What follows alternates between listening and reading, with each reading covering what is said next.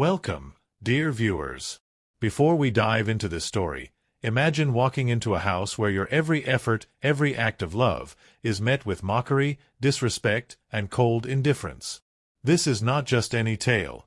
It's a story of patience, pain, and the silent power of stepping back.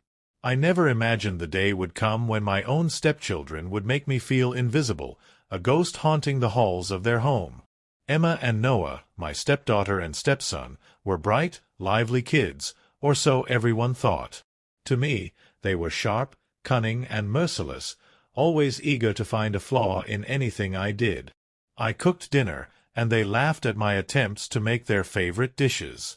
I reminded them to finish homework or chores, and they whispered snide remarks behind my back. I tried endlessly to be patient, to be their guiding hand, but one night something inside me snapped.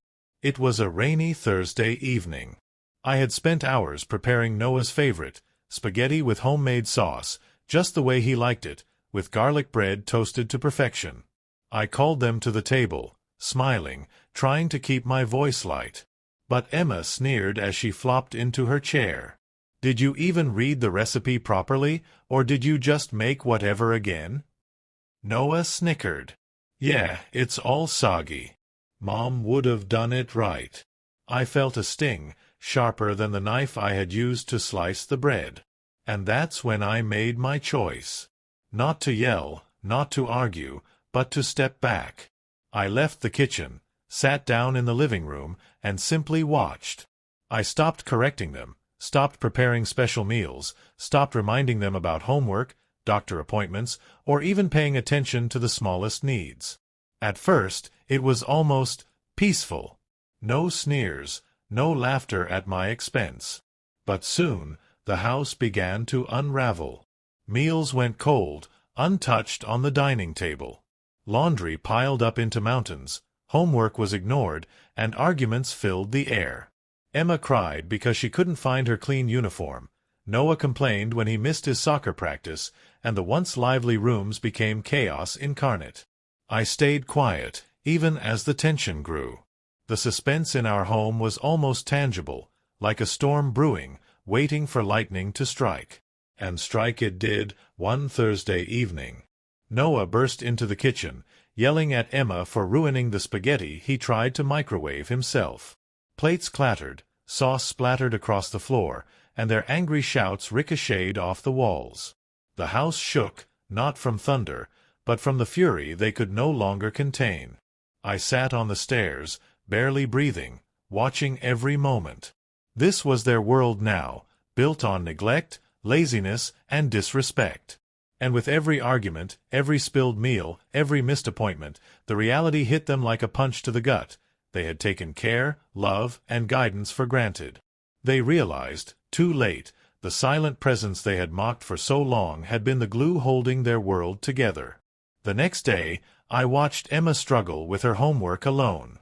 Noah tried to cook scrambled eggs and ended up with a smoke-filled kitchen. Their cries, their frustration, were not just from hunger or fatigue. They were from the sudden absence of stability and care. The suspense escalated further when a school notice arrived. Missed assignments, overdue fees, and disciplinary warnings. Their world, once smooth and controlled, was crumbling. That night, I overheard them whispering in the hallway. "Maybe we should have listened," Emma said, her voice trembling. "Mom. I mean her. She did everything for us." Noah, usually so confident, hung his head. "I thought she was being bossy. I didn't know it was love." My heart ached, but I remained silent. Let them reach rock bottom. Let them feel the weight of their choices. Days passed. Chaos reigned. I stayed in the background, observing, feeling the tension rise like a crescendo in a symphony of mistakes and missteps. And then, slowly, the first signs of change appeared. Emma picked up her dirty clothes without being asked. Noah cleaned the dishes after burning his breakfast. They started leaving notes, small gestures of acknowledgement, hesitant at first. A thank you here, a quiet apology there. The turning point came on a quiet Sunday morning. The house was still messy, but Emma and Noah approached me together, nervous, hesitant, their eyes wide with vulnerability I had never seen. We want to say sorry," Emma whispered. "We didn't understand. We didn't respect all you did for us." Noah added, "We want to make things right, if you'll let us." I smiled, a mixture of relief and pride flooding through me. "Actions speak louder than words," I told them. And they nodded, knowing this was not a lecture but a chance to rebuild trust and respect. The transformation wasn't instant. There were mistakes, slips, and occasional resentment. But the suspense, the tension of near chaos and the emotional roller coaster had already done its work. Emma and Noah learned, painfully but surely, the value of care, responsibility, and respect. And I learned the silent strength of stepping back, letting consequences teach lessons words could not. So, dear viewers, if you've stayed with me to the end of this story, take this to heart. Sometimes love is not just in the doing, but in the letting go.